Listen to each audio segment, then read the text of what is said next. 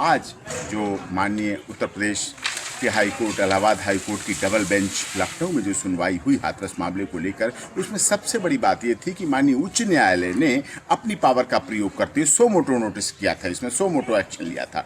और उसके बाद वहाँ जो प्रोसीडिंग हुई उसमें पीड़िता के पांचों परिवार वाले, माता पिता, दोनों भाई और भाभी को 60 पुलिस वालों की सुरक्षा में वहाँ पेश किया गया। पहले उन्होंने कहा रात में हम नहीं जाएंगे, तो उन्होंने कहा ठीक है सुबह लेके जाएंगे, और पहले गेस्ट हाउस में लेके गए, फिर वहाँ कोर्ट में लेके गए। सबसे बड़ी बात हुई निष्पक्षता, जिससे ये आरोप लगाए जा रहे थे कहीं प्रेशर में है, कहीं दबाव में है, कोई इस तरह की है, किस प्रेशर में है, तो वो चीज़ दूर हो गई। और दूसरी बात, कोर्ट ने, माननीय अदालत ने, हाई कोर्ट ने उनको सुना, उनसे बात की, और बात करने के बाद जो अगली डेट 2 नवंबर दी है उसमें उन्हें नहीं बुलाने को कहा है। उन्हें नहीं बुलाया, इसका मतलब कोर्ट उनकी बात से, उनके विचार से, जो उन्होंने कहा, और कोर्ट अपने क्वेश्चन से पूरी तरह संतुष्ट हो गई।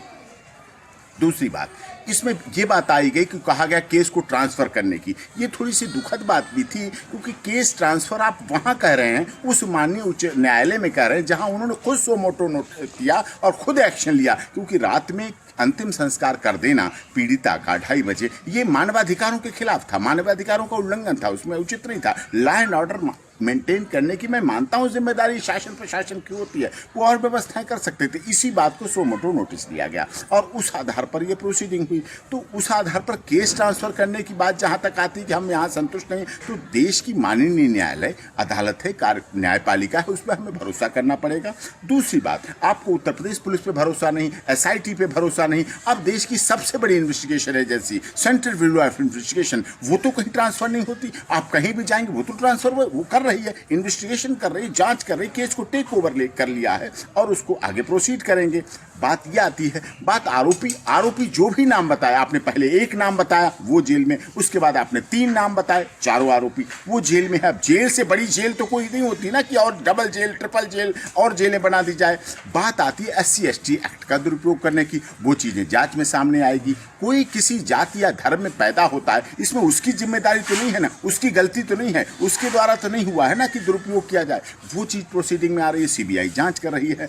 केस ट्रांसफर करना आसान नहीं होता, क्योंकि इस केस में 40 गवाह जिनसे पूछताछ हुई वो तो गांव के हैं। अब उन्हें कहां भेजा जाएगा, जो संबंधित पुलिस अधिकारी हैं वो कहां जाएंगे। केवल फाइलों का बंडल नहीं ट्रांसफर होता है वहां, केवल सब कुछ प्रोसीडिंग होगी, सब कुछ जाना होगा। तो इसलिए ट्रांसफर का मांग करना उचित नहीं, भरोसा रखना उचित है। CBI पे जांच करें, हाँ उन्हें सुरक्षा दी जाए, पीड़ित के परिवार को पूरी सुरक्षा दी जाए, हर समय सुरक्षा दी जाए। CCTV कैमरे लगा दिए गए उनके गांव में, घर में, हर तरह से। लेकिन इसके साथ ये भी है, कोई निर्दोष नहीं फंसना चाहिए और दोषी बचना नहीं चाहिए, और किसी केस पर राजनीति, क्षेत्र, धर्म, संप्रदाय, भाषा के आधार पर राजनीति नहीं होना चाहिए। किसी केस के द्वारा राजनीतिक आंकड़े नहीं साधना चाहिए कि एक केस हो गया, हम इसके द्वारा योगी जी की सरकार को हम बदल देंगे, आगे चुनाव में 2022 में देखेंगे, मोदी जी के कार्यों पर विरोध करेंगे, इससे करेंगे। राजनीति करने के लिए आपके पास बहुत मुद्दे हैं, चुनाव है, प्लेटफॉर्म है, वहां कार्यक्रम करें। लेकिन केस में जातिवाद, क्षेत्रवाद, भाषावाद, संप्रदायवाद फैलाएंगे